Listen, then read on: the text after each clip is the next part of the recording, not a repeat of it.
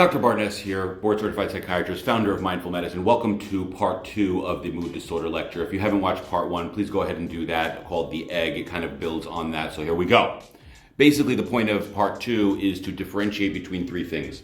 So the 3 things we're going to differentiate between are these 3 diagnoses: bipolar mania with psychotic features, major depressive disorder with psychosis or psychotic features, and schizoaffective disorder. The first thing that you guys are going to notice is that all 3 of these have a mood and a psychotic component to it, so it's hard to tease out, but I'm going to teach you how to do it. If you remember the Egg lecture, as a quick review, if you go all the way down, it's major depression.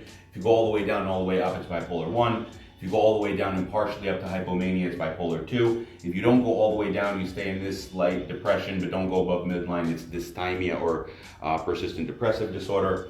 And if you go down not fully depressed and also not above hypomania, that's called cyclothymia. Now, if you are way up here or way down here in the extremes and you stay there, meaning you are very, very manic or you are very, very depressed and you stay there for a prolonged period of time, you can start getting psychotic features. So if you are way up here and you start getting psychosis, it is this one. Number 1. That is bipolar mania with psychotic features. And by the way, we say psychosis, we mean hallucinations, delusions, paranoia, things like that. Potentially negative symptoms and similar things. Now, if you are up here for a period of time, you can start getting psychotic symptoms. That is mania with psychosis. The mirror image of that is true. If you are very, very, very depressed, you can start hearing voices or something similar, and that is the psychosis from the depression. Now, here's where it gets complicated, so follow me here.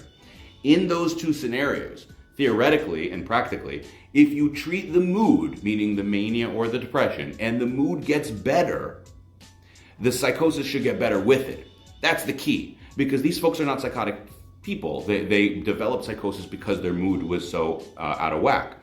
But if you treat the mood and it gets better, the psychosis gets better with it. Now, let's say somebody's down here or up here. You treat the mood, you treat the depression, and it gets better. But the psychosis stays, meaning the voices or something similar like that stays. That's schizoaffective disorder. And the buzzline word is psychotic symptoms in the absence of mood symptoms for approximately 6 weeks, if I'm not mistaken.